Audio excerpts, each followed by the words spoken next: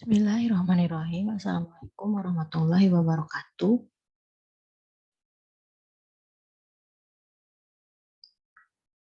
Pada kesempatan ini, saya coba akan bahas mengenai materi etika bisnis global dan multinasional, di mana pada pembahasan ini akan berkaitan dengan tanggung jawab perusahaan ya. Jadi etika bisnis global dan perusahaan multinasional itu berkaitan dengan tanggung jawab perusahaan kepada masyarakat atau dikenal sebagai CSR, Corporate Social Responsibility. Jadi kita akan bahas mengenai etika bisnis dan CSR. Di mana kita akan bahas yang pertama definisi CSR, kemudian konsep CSR, sejarah CSR, manfaat CSR bagi perusahaan, serta CSR kaitannya dengan pengembangan masyarakat. Oke, jadi CSR merupakan komitmen perusahaan di dunia bisnis untuk berkontribusi dalam mengembangkan ekonomi yang berkelanjutan dan menitik beratkan kepada keseimbangan antara perhatian terhadap aspek ekonomi, sosial, dan lingkungan.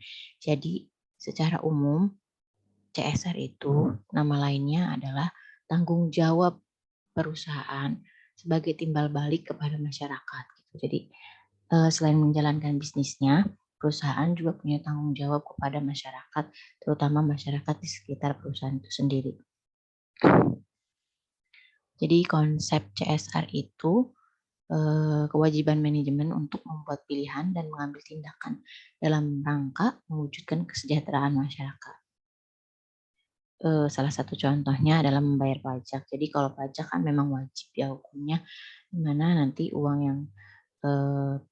uang yang disalurkan perusahaan dengan konsep pajak itu berarti kan untuk kembali lagi digunakan untuk masyarakat ya, membangun fasilitas dan lain sebagainya. Oke, masuk ke sejarah CSR. Jadi sejak tahun 1920 konsep CSR itu muncul ya. Jadi CSR untuk bisnismen itu karya Howard R. Bogen, di mana dua karya ini yang menjadi awal mulanya timbul apa itu CSR. Kemudian dari tahun 1960 jadi berkembang ya. Ada tolak ukur harga diri dari perusahaan dengan mewujudkan nilai-nilai masyarakat. Jadi CSR itu sendiri menjadi tolak ukur harga diri perusahaan. Kemudian pada tahun 1970 berkembang filantropi dan community development. Filantropi itu tindakan sukarela ya. Jadi tindakan sukarela untuk mengembangkan komunitas.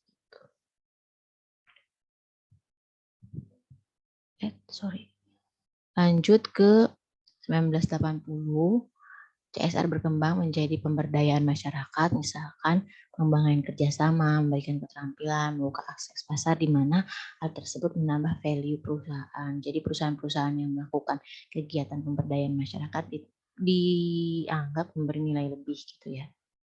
Kemudian tahun 1990 CSR berkembang menjadi corporate social activity, di mana peningkatan ekonomi dan komunitas masyarakat secara berkelanjutan melalui harmonisasi lingkungan, ekonomi, dan masyarakat. Dan pada tahun 2000 hingga saat ini, CSR merupakan pembangunan berkelanjutan dari segala aspek oleh stakeholder, di mana pemberdayaan masyarakat itu dilakukan untuk peningkatan lingkungan hidup dan kualitas hidup, seperti itu. Oke. CSR tanggung jawab perusahaan timbal balik pada masyarakat. Itu ada manfaatnya bagi perusahaan. Yang pertama berkaitan dengan citra perusahaan. Jadi untuk meningkatkan citra perusahaan di mata masyarakat gitu ya. Kemudian yang kedua lisensi. Gimana caranya untuk mendapatkan lisensi untuk operasi secara sosial. Jadi kalau masyarakat sekitarnya terutama udah menyetujui, ya nggak akan ada gitu kan demo-demo yang berkaitan dengan untuk penutupan perusahaan dan lain sebagainya. Yang tiga, mereduksi resiko bisnis, karena jika suatu perusahaan erat gitu ya, akrab lah istilahnya dengan masyarakat, risiko bisnisnya semakin sedikit. Keempat, melebarkan akses sumber daya. Sumber daya itu bisa sumber daya manusianya, jadi banyak yang masuk lah ya ke perusahaan itu. Baik sumber daya alamnya, jadi semua orang yang berkaitan erat istilahnya yang akrab akan secara sukarela istilahnya ya untuk menawarkan dirinya atau sumber daya yang dimilikinya untuk kelanjutan operasional perusahaan. Yang tiga, membuka peluang pasar. Yang keenam, reduksi biaya misalnya terjadi dari dampak lingkungan. Yang ketujuh, memperbaiki hubungan dengan stakeholder. Yang kedelapan, memperbaiki hubungan dengan regulator atau membuat peraturan. Yang kesembilan, meningkatkan semangat dan produktivitas karyawan. Serta yang 10, mendapatkan penghargaan ya, perusahaannya berpeluang mendapat penghargaan dari masyarakat. Oke, kalau CSR yang kaitannya dengan pengembangan masyarakat itu bisa juga sebagai corporate social investment, jadi investasi sosial ya. Ini berkaitan dengan kegiatan amal dan pemberdayaan di mana hal-hal yang bisa dilakukan perusahaan yang pertama, pemberian perusahaan, kedermawanan sosial, relasi masyarakat ke perusahaan dan pengembangan masyarakat. Jadi hal-hal yang bisa dilakukan misalkan dengan program-program yang perusahaan buat dan lakukan. Nah, ini nggak bisa asal-asalan, harus memang dibuat dan dilaksanakan dengan baik. Misalkan pemberian perusahaan bisa jadi berupa beasiswa. Kalau yang terkenal itu seperti itu ya, misalkan perusahaan KS memberikan beasiswa kepada mahasiswa. Kemudian ada juga perusahaan KS misalkan membuka magang untuk mahasiswa gitu ya. Kemudian mahasiswa KS memberikan bantuan kepada perusahaan KS memberikan bantuan kepada korban banjir dan lain sebagainya. Itu bisa jadi salah satu atau beberapa program CSR perusahaan. Oke, secara umum ada beberapa indikator keberhasilan CSR. Oke, secara umum dilihatnya dari nilai etika yang dikandungnya yaitu social justice atau keadilan sosial. Sustainability itu apa ya? Ketahanan, dan equity itu kewajaran. Jadi secara umum dilihatnya dari itu.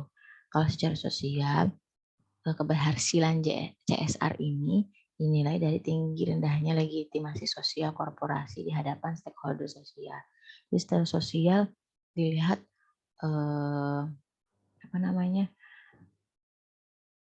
legitimasi perusahaan di hadapan lingkungan sosial itu seperti apa, apakah memang diakui atau tidak, atau biasa aja gitu.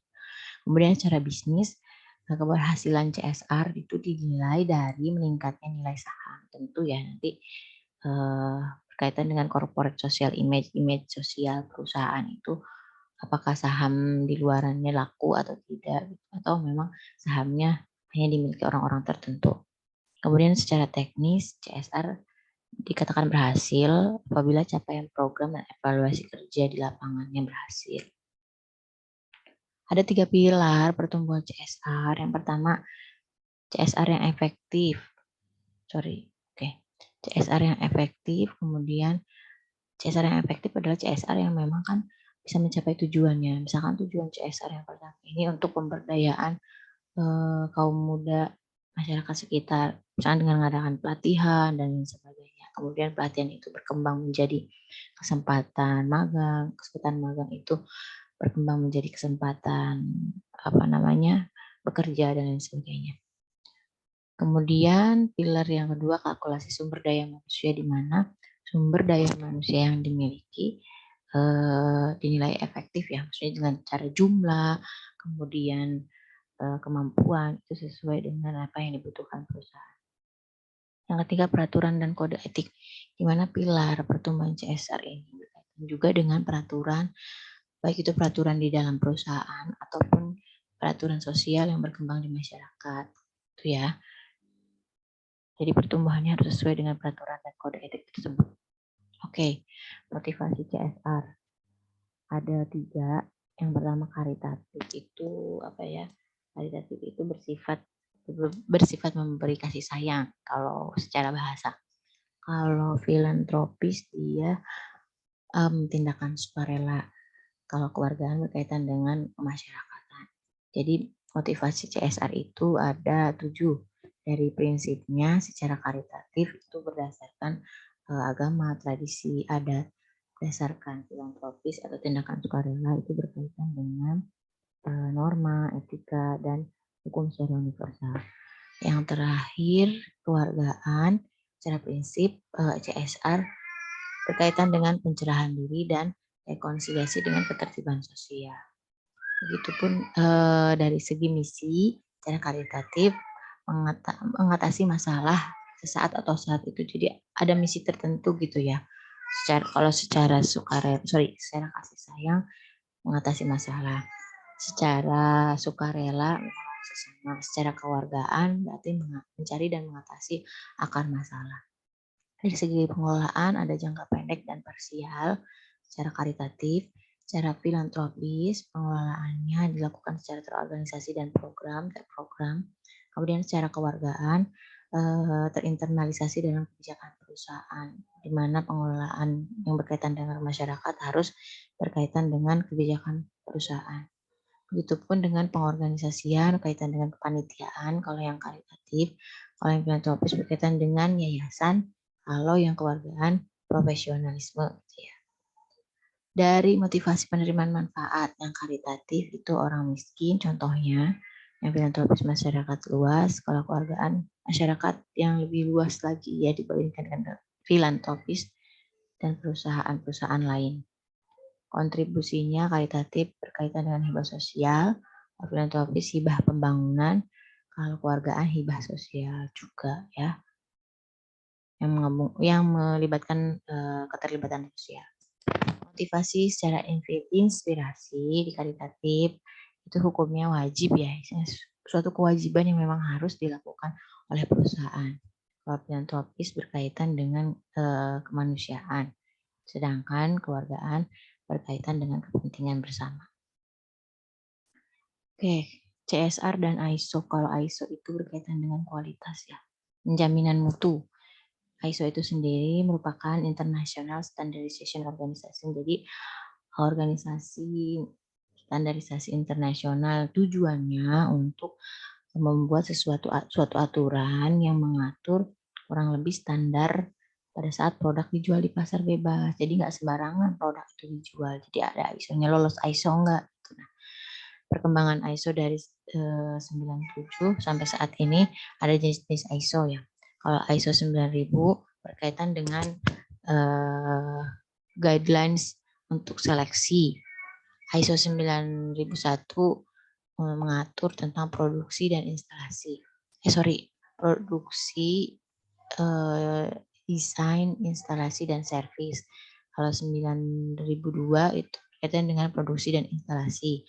9003 berkaitan dengan final inspection dan tes akhir ya, cek akhir kualitas produk atau jasa. ISO 94 berkaitan dengan kualitas sistem elemen. Oke, pada kesempatan ini teman-teman diminta untuk menganalisis perusahaan-perusahaan di bawah ini, CSR apa yang mereka lakukan, dan kemudian mengamati apakah CSR tersebut efektif gitu ya dilakukan di masyarakat. Mungkin itu saja yang bisa saya sampaikan. Selebihnya mohon maaf. Assalamualaikum warahmatullahi wabarakatuh.